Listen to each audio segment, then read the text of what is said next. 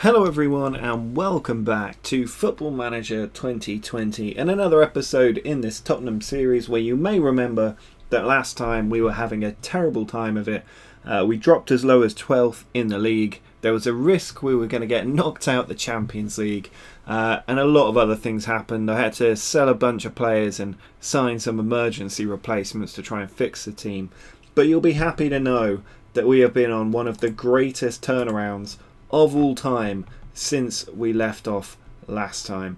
Last time we'd started this amazing run way back when we beat QPR 4-0 in the EFL Cup 4th round. We then on a really good run where we did manage to beat Atletico Madrid 3-2, but that left our Champions League campaign hanging in the balance. We also beat Manchester City 1-0 to close that 9-point gap down to just 6 points, which suddenly gave us hope of a potential title race. And boy do we have hope now. We followed up that Man City win with a 3-1 victory over Aston Villa, and there were so many times in this run where we went in at half time a goal down and I somehow managed to say the right thing to inspire the players to go out there and get the win, and this was one of those games. Laird found Wilson, back to Laird under the goalkeeper, sloppy keeping from Onana gave Villa their lead, but Greenwood with a ball in and Daniel, who's been scoring goals for fun lately, makes it 1-1. They're then trying to clear the ball away, but it comes to Bellingham, who finds Daniel for another stunning goal to turn the game around for us. And a couple of minutes later, as they try to attack once more, Daniel steals the ball, Kane plays it through and Greenwood gets the finish. But that game all about Daniel. What a signing he has been this season for 98 million, really coming into his own now and putting in some solid performances. And then against Shakhtar, we had to win this match and we had to hope that Atletico Madrid didn't lose to Eintracht Frankfurt, and thankfully we won this game and Eintracht Frankfurt duly lost to Atletico Madrid. And Beret with the first ball in, Neres got the first goal to make it 1-0 very early in the game to settle the nerves a little bit. It's like a nice shot of whiskey. Neres then got his second on the half hour after a little bit of fortune in the box. Shakhtar looked like they were coming forward, but Neres having the game of his life set up Greenwood for 3-0, and Beret then across cleared away, came out as far as Maya, who found David Neres, and he got his hat-trick involved in all 4 goals up to that point. And the 5th came 5 minutes from time, lung throw, and Xerxes got the finish after the Gonzalez throw. So a 5-0 victory meant that we qualified for the Champions League knockout stages, and our reward is a 2-legged tie against the runners-up last year, PSG, who lost to Manchester City, who knocked us out of the competition. So we'll be looking to get past them and hopefully make it into the quarters, but it's going to be a really tough tie, and we're going to have to earn that victory against PSG. But following the game against Shakhtar, we did manage to get another win. This was another of those games where we go in at half-time 1-0 down, but then I inspire them in a way that you'd want captured on Amazon Prime to make it a win after that 1-0 deficit. So Cisse with a great finish gave Watford the lead just before half-time. I went in, as soon as we came out, we win a penalty and Harry Kane scores again. He doesn't miss from the penalty spot. Daniel puts it over, Ruben Dias to Kane, and no backlift, no movement, just a stunning finish to make it 2-1. And then 20 minutes from time, and Beret puts the ball in, and a beautiful finish from Daniel, scoring yet again to make it 3-1. He's been such a big part, alongside Harry Kane, of us turning around our form this season and getting on this great winning run. And the worst thing about this is we're playing every 3 days at the moment. It's one of those brutal Decembers where we're going to have 8 games in 1 month after having quite a few the month before and a lot to come the month after. It's a brutal little schedule right now and the players are tired. And because I relegated a whole bunch of them down to the under-23s, we don't have the players to rotate in. But the smaller squad is working. It's a major piece of advice I'd give anyone in Football Manager, is that more doesn't equal better. You want high quality players and a small number of them. Duane Cotalon put the ball in from a free kick. He was a risk to start, but he gets the assist for Lorenzo's goal to make it 1-1. He then scores the second He was one of the rotation players I had to bring in because other players needed a rest, and he backed me up in this game. That was his first goal for the club as well. Kenner then set up Greenwood for 3-1, and then this became an absolute rampage. Greenwood with the header over the goalkeeper for number 4. He's now in double digits this season, come back after his poor start to the season.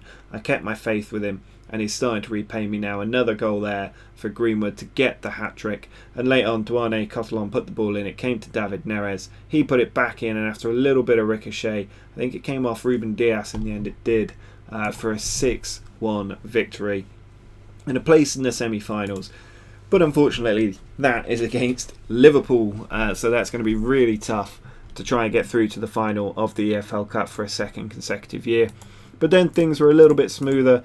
We took on West Ham. It took till the second half to get the goals, but they did come, and it's nice to see long-term injury layoff Joshua Zirkzee come back and get a couple of goals here.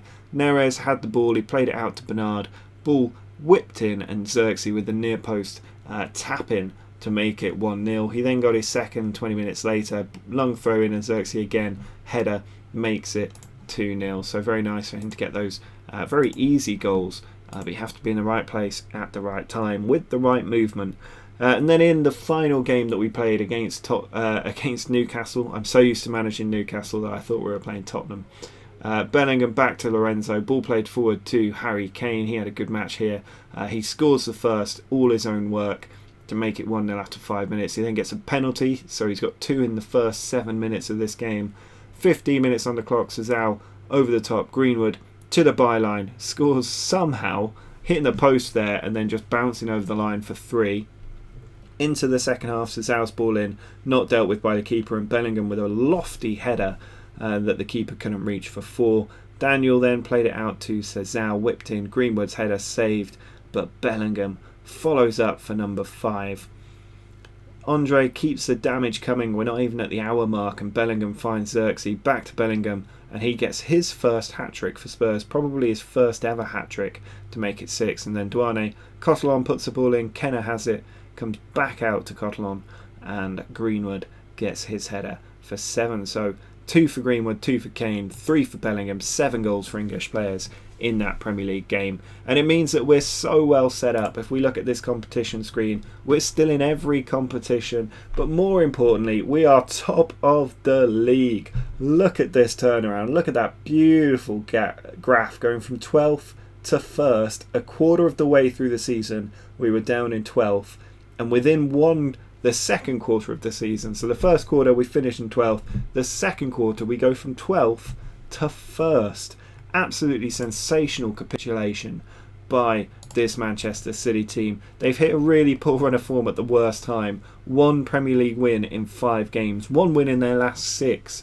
They've really struggled. They've played some big teams, including us when we beat them. We caused this collapse. Look at their form up until we play them. Little dip here, fine. They go out the EFL Cup on penalties. They only lose to Swansea, winning the majority of their games, and then they play us, and the wheels come off the Manchester City bus. Look at that beautiful drop there. That's just from last season to this the season before to last season. But we're now in control of our own title defence. We've closed a 9-point gap down at the halfway mark of the season, and we're on track to win another title. It's a really bunched up Premier League. Look at this gap, 6 points between top and 7th. It's so close in this league. It's going to be a really tough season. It's not going to be a high point finish. You're not going to get a team winning the league with 90 plus points this season. It's going to be an 80 points kind of finish. But that works well for us if we can keep this run going for a while. I think we're up to 14 wins now in a row in all competitions. But Manchester United are a major team to try and beat. And going out there today, our last game before Esposito and Fati join the team, we have Kane, Greenwood, Neres and Ambere, Duane, Cotelon and Daniel in the middle. And Daniel has been unbelievable. I'm in love with this midfielder. He is so good.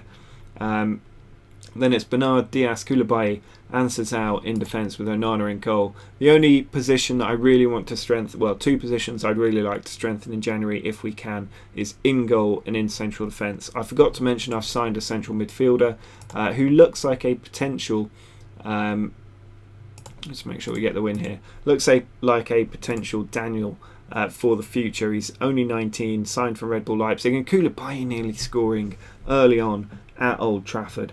But I think he's not going to be one that fires into the first team and gets a really good sort of run of games. He's going to be a player for a couple of seasons' time, I think, but he will be a rotation option for us in a reasonably lightweight midfield. Outside of Bellingham, Kenner and Daniel, we don't have a huge amount of options. Duane Cotlon is my fourth rotation option generally. And obviously, we've now sold Matthias Henrique as well. Can't remember where he's going. I think he's going to Lyon for a small loss on our investment. But he's leaving the club, so this new player coming in is a bit of a light-for-light replacement. Make sure we don't get too threadbare, and he is one for the future as well. Tonali with a free kick, goes for goal, and Onana was completely rooted to the spot, which is weird for a free kick from that distance. You think he'd have some time to scramble across and make an effort, but maybe he was super confident that it was going wide. But here's Holgate forward to Tonali. Godfrey out wide to Tuanzebe, back to Tonali. Now a Hatteran loses the ball to Ambere, who's found Neres. Ball just played a little bit too quickly there, not quite able to get the chance in. But now Tonali back to Holgate. Goes forward. Obviously United signing Shackleton in January. It'll be interesting to see where he fits in as Ruben Dias puts in a good tackle. Schick back to Wan-Bissaka. Goes inside. It's gone for Rodrigo and Hatteran has scored. And we're now a goal down and could potentially be losing our place at the top of the league. We'd have to lose by a few goals to lose it to United, but Man City or Liverpool could potentially make a run at this top spot. Very disappointing to go behind like that, just nobody clearing their lines, and Manchester United have taken the advantage in this game. Half an hour gone, we are chasing a goal. We are on top of the game, we're in control. I'm not too worried at this point. Duane Cotlon now with a corner. Koulibaly's header has gone in, only his second goal for the team. He was a really random signing, but what a signing he's been. He is Mr. Consistent. He doesn't play all the time, but given he's in his sort of mid-30s. But that header gives us a crucial goal at Old Trafford to make it 1-1, and he scored a couple of good goals this season now for us when we needed him. Which is great. And now Duane Cotlon tries it again. Ruben Dias there this time. It's off the line. Few players going for it, but not quite able to knock it in. And now United have a chance to get their lead back. Stengs puts it in. Cleared away. Little throwback to our first seasons at Ajax here with Stengs and a Hatteran in there. Rodrigo this time gets the finish. The former Real Madrid striker. Making it 2-1. And we find ourselves behind against Manchester United once more. Very disappointing. We're just not quite clearing our lines properly. Stengs here with the ball, just played it in behind, and we had men playing him on side. Really frustrating. Just basic errors by the defence, and I know that the defence is a problem. I know that I need to get better players in, but the market just doesn't exist for good central defenders right now. I tried to sign one from Brazil for £10 million. Offer accepted. He wanted $350,000 a week, and he was 18. There's like absolutely no chance. But the central defenders are few and far between. All defenders are few and far between at the moment. The regions have not been blessing us in the defensive positions. As shit gets through my defence once more, and it's now 3-1, and we've got a huge body of work to try and save this game as United look to close this gap on goal difference down in this match right now. Obviously every goal they score is worth 2 in closing down that goal difference. Schick with the finish, a player that my scouts have been telling me to sign ever since I took over Tottenham Hotspur, but I refuse, because why would I sign Schick for 80 million when I can sign Esposito for 125 million? So we'll see how Esposito does in the Premier League in the next match actually. Ambere has won this ball, intercepting well. He's now going on a run down the right flank, tackled. Team's going to be tired at this point. We've played so many matches. I'm not too worried if we do lose this one after a big winning run. Ball goes forward. Schick has it. It's in behind. Rodrigo's got past our defenders. Didn't quite get past Onana, and also didn't even get a corner for his efforts as the ball is cleared out. But the team's having a bad day of it. I think it's fair to say a lot of players really struggling. Even Daniel is struggling. I can't even take Bernard off because we don't have the players available. We can take off Greenwood for Xerxes and maybe bring on Luzala for Sazao, who's really struggling for fitness. And we'll just see if this makes any difference. I'd be really surprised if it did, because we're getting hammered. And now Diaz is injured. That's the last thing I need. I'm tempted to just take him off unless we score from this corner. It goes out.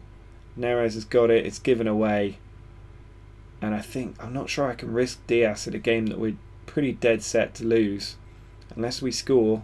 Bernard in. Xerxes is there, and we have scored. So I'm afraid we're taking that risk now. Diaz, you're going to have to continue in that position because we've somehow managed to score. Bernard played the ball down the line or over the top, and Xerxes in behind for the near post finish. He's now got 7 for the season, starting to show some of that promise that he showed last season when we signed him. But we've got 15 minutes now, probably 20 with added time, to try and find a winner against Manchester United. Find an equaliser against Manchester United. But Schick has other ideas. Good save by Onana there. We just need something. Lazala with the throw. Schick gets it away. Hatteran further out. Nobody really there for United. So Koulibaly plays it forward to the fresh Lazala. Puts it across to the opposite flank for Duane Codalon. Now Neres out to Bernard. Fully worked it to the other side. Wan-Bissaka with a good tackle there. Turned over possession for Manchester United, and Schick running at the defence. He scores problems all day, but that one sails harmlessly wide of the post. Can we get a goal in the last 10 minutes? We're going to go very attacking in a minute because this is the kind of game where it's not just about us getting a point, it's about stopping United getting 3. Can we do it? Last 5 minutes. Luis Alberto with the corner for United. Ruben Diaz heads it away on one leg. Now Godfrey back to Bentancur. All the way back to De Gea. Is there a mistake in this United defence? Holgate nearly had his pocket robbed, and they've given it away. Now Ambere charging forward. Can we save this game? He's gone for it. He had a pass there that he could have picked out through the middle to Harry Kane, but he went for goal. And now free kick to United. Godfrey, good position, has found the bottom corner, and it is all over against Manchester United. This will be the first defeat after a 14-game club record winning run in all competitions. Manchester United at Old Trafford has proven our undoing as United look for their first title since the Alex Ferguson era. But there's a full-time whistle. I'm going to tell the team they're unlucky. They've been playing so well lately and they're so tired, and we're about to bring in some reinforcements. I'm not sure how I feel about that. I'll deal with that. I'm going to have a think about Greenwood. I'm not going to rush into giving him a new contract because I was really frustrated at him at the start of the season. I mean, he's been alright since, but he's still only got 4 league goals this season. He's got 11 in all competitions, but just not the best, really. So we'll have a look. But up next, we're going to bring in Esposito, bring in Fati. The other player we have signed is Richard Buttman. He's come in for just about £20 million, I think we signed him for. How much is it? Up to £31 million. But he's a really good player, very similar in his stats to Daniel. So I'm hoping he can become our first choice box-to-box midfielder in a couple of years' time. He's got a good record in the Bundesliga as well. Around 7 for a young teenager is not bad. So we'll see how he gets on. But up next, we will take on Norwich away from home in the Premier League and try and hang on to our top spot in the table. City could take that away from us in their next match, but they're on a poor run of form. Very close, 2 points between the top 5 now for the Premier League title race. So I'll see you in just a moment. Well, they have arrived. Esposito and Fati are now in the team. Interestingly, Buttman can also play as a striker, and he can also fill in either as a false 9 or the advanced forward role. I think I'm actually going to play Esposito in his natural advanced forward role for this game because Kane's not fully fit. I would like to play Kane in there, to be honest, and I think I might. I'm going to play Kane and Esposito up top. That was what I dreamed of. Fati is now in on the left, that beautiful, perfect green circle with Ambere doing the same on the right flank. This is going to be a wonderful front 4 for the club, or a front 6 really. This part of the team is set for a generation. It's not going to need to change except for finding a replacement for Kane, and I've still got my eye on Severo. If we can bring Severo into the club to replace Kane, I'll be a very happy man. We then have Bernard, Kenner, Lorenzo and Cesao in defence with Onana in goal. Still looking to strengthen that defence if we can. I might also give Bernard a little rest for this game and bring in Gonçalves. But new squad numbers required. Esposito getting 12, Fati 14 and 6 for the Buttman. and we're hoping for a big win here against Norwich, bouncing back against that United defeat. I'd love Esposito to get a goal or two on his debut. Osimhen leading the line, our former striker, who didn't get much game time because of Esposito when we were at Ajax. But Gusto sends it forward. He's still got it, tries to go over the top towards Osimhen. Daniel loses out to Harry Winks, our former player. Former players everywhere these days. Now Winks to From, back to Phillips. Now Gusto on the right flank, puts it in, and it's just over the top from Hook. That would have been a nightmare start for Esposito and Fati today. As the ball is played over the top, Lorenzo picks it up, forward to Sazal. Over the top from him, and Esposito in for his first Spurs chance, and of course he has taken it, but the flag is up. Nearly a dream start for Esposito in the Premier League. I'm not too worried. I know he's going to get lots more goals during our time at the club, as that one's played into the middle and given away to From. Now Osimhen, effort blocked, and Bere on the counter loses out to Phillips. Huck over to Winks.